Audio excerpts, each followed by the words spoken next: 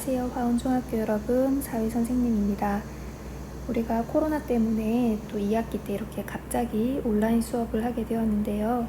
2학기 때는 최대한 선생님이 동영상을 찍어서 올려주려고 해요. 그래서 여러분들은 선생님이랑 같이 수업하는 것처럼 교과서 펴고 펜 들고 수업 듣는 것처럼 같이 똑같이 따라서 들으면 되겠습니다. 우리 교과서를 어디를 펴보냐면요.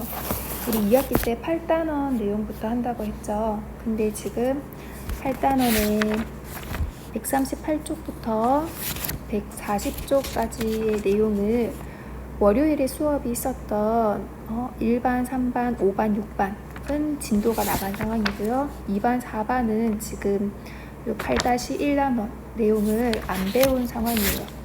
근데 8-1단원 내용은 크게 막 중요한 내용이 있다기보다도 세계에 어떤 도시가 있는지 우리 영상 보고 했었잖아요.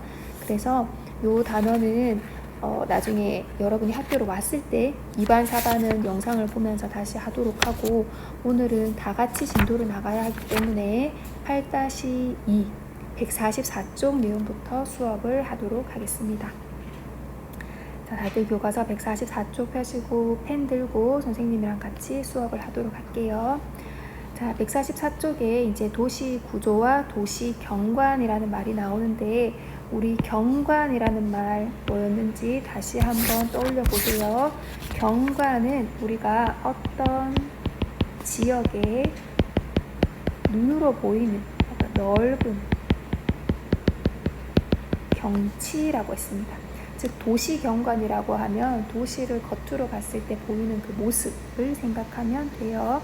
밑에 그림 한번 보십시오. 그림에서 지금 여기 원형으로 이렇게 동그라미 돼서 가 지역이 있고요. 오른쪽 하단에 나 지역이 있습니다. 자, 지금 가 지역 보시면 상대적으로 굉장히 고층 빌딩, 높은 건물들이 많고, 또 자세히 보면 이렇게 자동차, 차량도 많이 다니는 거를 볼 수 있어요. 그 다음에 아래쪽에 나 부분을 보면 상대적으로 차량도 적게 다니고 건물들 높이가 낮은 거를 볼 수 있습니다. 그 다음 그 사이에 있는 요 지역, 바로 아파트죠. 아파트, 즉 주거 공간도 볼 수 있고요. 바깥쪽으로 우리 농사 짓는 농경지라든지 공장 지역까지 그림에서 확인할 수가 있겠습니다. 자, 그러면 질문 1 보세요, 여러분. 가 지역과 나 지역 중에서 도시의 중심부라고 생각하는 지역은 어디일까? 그렇게 생각한 까닭이 무엇일까라는 건데요. 여러분, 도시의 중심부가 가일까요? 나일까요? 당연히 가 지역이겠죠. 왜? 고층 건물이 많고, 그 다음 아까 얘기한 것처럼 차량, 통행, 지나다니는 차량이 많은 걸로 봤을 때 우리가 가 지역이 나 지역보다는 더 중심부구나 라는 거를 알 수 있습니다. 자, 가 지역과 나 지역의 경관상의 차이, 즉 눈에 보이는 경치의 차이가 무엇이냐. 아까 얘기했죠. 가 지역은 높은 건물도 많고 차량 통행량도 많지만 나 지역은 건물도 훨씬 낮고 차량 통행량도 많지 않다 라는 점이 눈으로 봤을 때의 가 지역과 나 지역의 차이점 되겠습니다. 넘어가서 145쪽 갈게요. 145쪽 도시의 경관, 아까 얘기했어요. 멀리서 봤을 때 보이는 그 경치, 모습을 살펴보면 여기에 밑줄을 칩니다. 일반적으로 대부분 도시에서는 중심부에 위치하는 건물의 높이가 높고 주변 지역으로 갈수록 건물의 높이가 낮아진다. 이 말이 무슨 말이죠? 중심부일수록 고층 건물이 많고 도시의 주변 지역일수록 낮은 건물이 많다라는 거를 이제 이렇게 얘기를 하고 있습니다. 자, 넷째 줄 가서요, 여러분. 도시의 중심에 뭐가 형성되어 있는지 줄을 칠게요. 바로 도심입니다. 도심. 도심이라고 하면 우리가 도시의 중심이라고 생각하면 되겠습니다. 그래서 도심, 도시의 중심. 이 도시의 중심 지역에 뭐가 많은지 줄을 칩시다. 도심은 교통이 편리하고 높은 건물이 많이 분포하고 대기업 본사나 백화점, 관공서 같은 것들이 모여서 중심 업무 지구 괄호하고 우리 영어로 CBD라고 돼 있어요. CBD를 이루고 있다. CBD 오른쪽에 작은 글씨로 돼 있는 부분 확인하세요. CBD 영어로 Central Business District. 이게 한글 그대로예요. 중심 업무 지구. 어떻게? 도시의 그 중심 지역에 상업이나 금융이나 서비스 같은 그런 회사들이 많이 모여 있는 지역을 우리가 중심 업무 지구 CBD라고 합니다. 당연히 이런 상업시설이나 금융시설, 서비스시설을 이용하기 위해서 많은 사람들이 몰리기 때문에 유동인구가 굉장히 많은 지역이 바로 CBD 되겠습니다. 우리 대구의 CBD 어디라고 할 수 있을까요? 대구의 CBD. 대구의 가장 중심 지역이고 유동인구 많은 곳. 우리가 흔히 시내라고 얘기하는 반월당이라든지 중앙로 이쪽이 다 시내죠. 이런 쪽이 대구의 CBD가 될 것이고요. 우리나라의 서울로 친다면 종로구라든지 중구 이런 쪽이 그 서울의 가장 중앙에 있으면서 대도시 그 대기업들의 본사라든지 아니면 은행 본사, 서비스 회사들의 본사 같은 것들이 가장 많은 지역이 이곳이 되겠습니다. 자, 그 다음 도심의 주변에는 뭐가 있냐? 도심에서 조금 떨어진 주변부에는 뭐가 있냐면 바로 주거지역과 공업지역이 있습니다. 우리 아까 143쪽, 4쪽에서도 봤었죠. 도심이 이렇게 있다면 그 도심에 조금 떨어진 주변부에 뭐가 있다? 사람들이 사는 주거지역 혹은 공장지역이 있다라는 걸 알 수 있습니다. 자, 그 다음 세 번째, 이 도심과 주변 지역 사이에 특히 어떤 지역, 교통이 편리한 지역에는 어떤 게 나타나냐면 도심의 기능을 분담하는 부도심이 있다. 부도심이라고 하면 도심은 도심인데 부도심, 우리 반장, 부반장처럼 부반장은 반장의 역할을 도와주는 사람이죠. 즉 도심도 이 도심의 기능을 나눠서 하는, 분담하는 부도심이 있습니다. 이 부도심에 있는 지역의 특징이 뭐다? 바로 교통이 편리한 지역.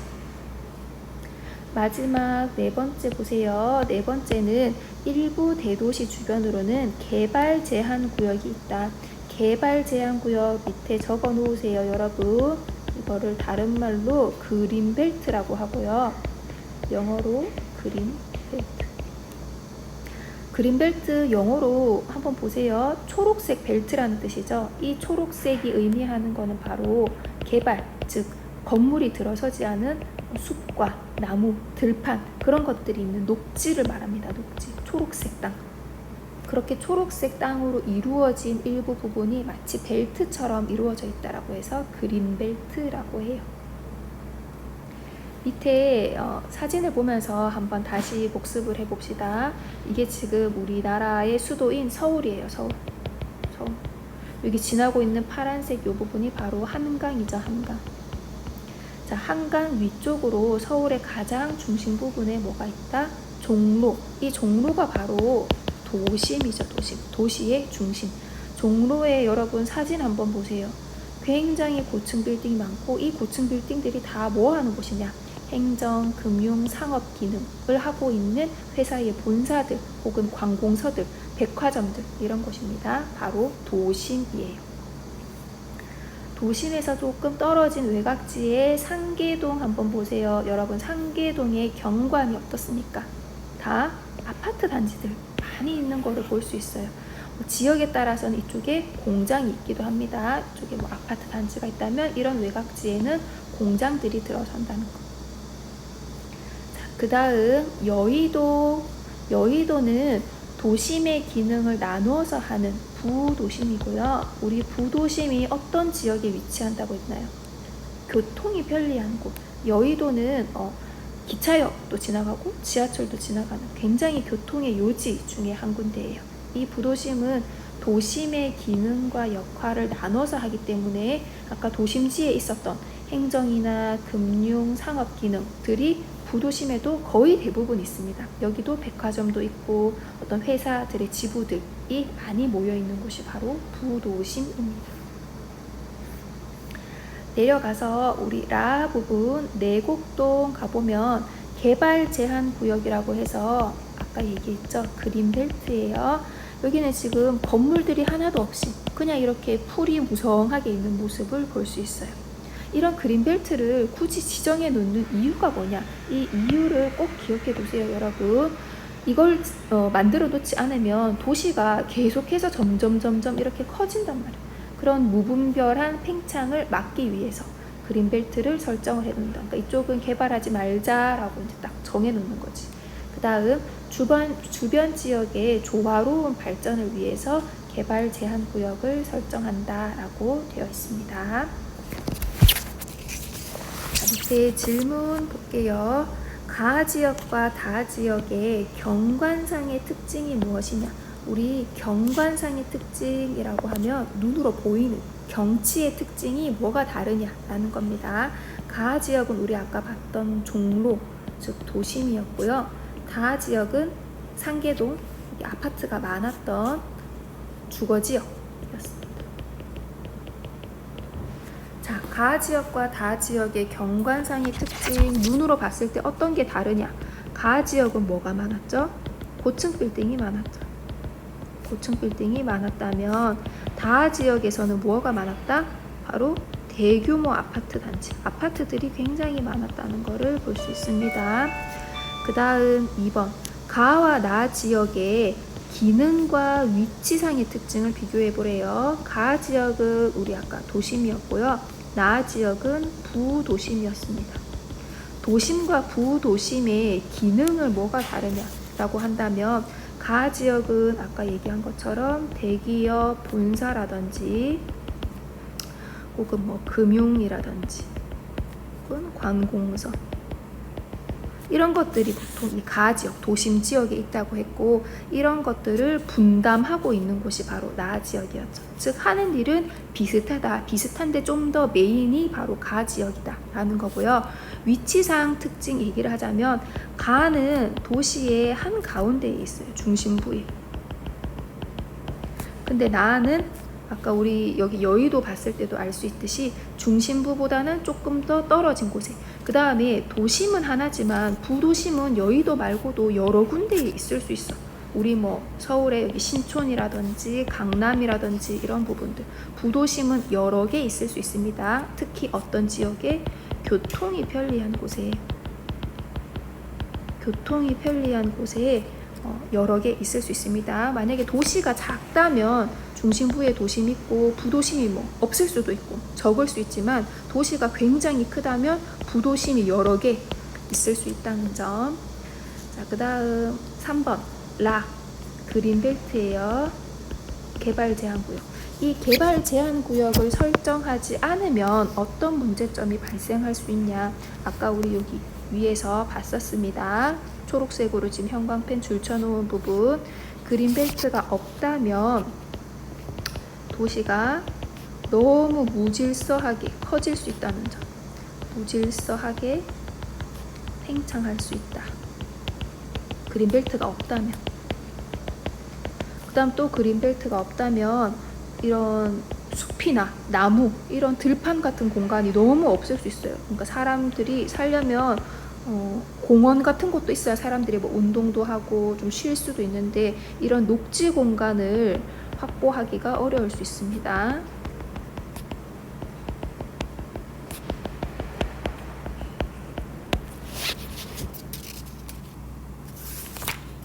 자, 그래서 여기까지가 145쪽의 내용이었습니다. 145쪽의 내용이었고요. 지금 한 장 넘겨서 146쪽 내용은 다음 시간에 할 건데 그 다음 장 147쪽에 있는 여기 스스로 확인하기, 지금 아직 146쪽의 내용을 덜 했기 때문에 다 풀 수는 없겠지만 여기서 1-1번이나 1-2번 같은 내용들은 선생님이 퀴즈 폼을 만들어서 올려놓을 거예요. 그 퀴즈 폼을 제출하는 걸로 이 강의를 들었는지 듣지 않았는지 출석 체크를 퀴즈 폼으로 대신하도록 하겠습니다. 오늘 고생했고요. 다음 시간에 146쪽 내용부터 하도록 할게요. 2반과 4반은 학교에 오면 선생님이랑 같이 138쪽부터 140쪽 내용 수업하도록 하겠습니다. 수고했습니다.